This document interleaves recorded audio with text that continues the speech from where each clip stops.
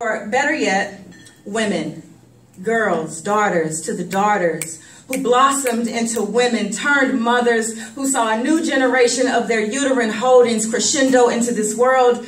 Thank you for your sacrifice.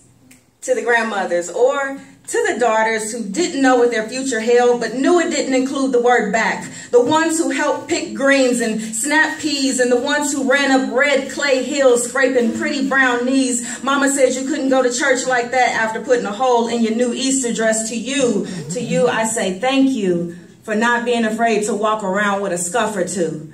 To the grandmothers who were first mothers, or better yet, daughters, young women, young girls who were told not to let the tub water out. Siblings had to bathe, and the outhouse ain't have much supply for separation. She who learned to whistle and kick rocks while standing in the rain without a care in her brain until a voice yelled her name from the crickety front porch steps. Get your black ass in this house before I come outside with my belt. Thank you for not being afraid of the water.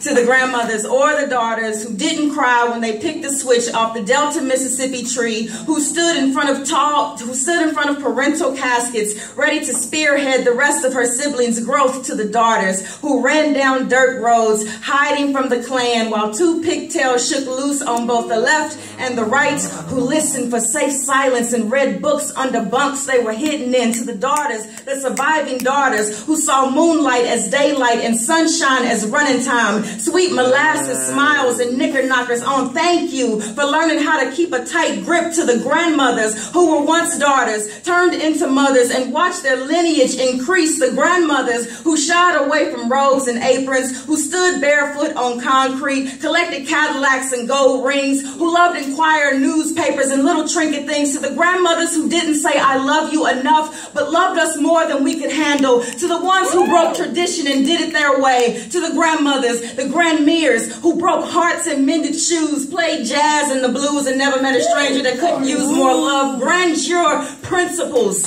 who snuck us candy and Pepsi while snickering at their frustrated daughters.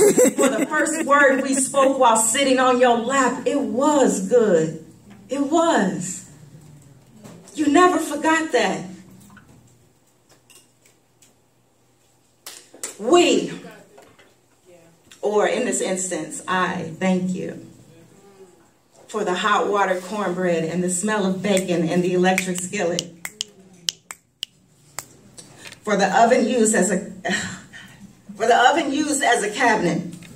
For the soft-baked cookies and the lemon cakes baked over your laughter. For the pea-shake trips and the card games, the cigarette smoke, the remembered names, the smell of your house and the sound of your musical voice, that rasp that never stopped your choice to speak and speak again. For the times you let us call you your first name, for letting me call you grandmother, for being our grandma, our G-mom, our grandmere. Thank you for being born and never giving up, even when the raisins in the sun dried up. Thank you for our mothers who you carried and cradled into carrying and cradling us. Now we carry and cradle our own, turning our mothers into you until we are turned into her, into we. Generational purses, bag a lady, don't you miss your cloud.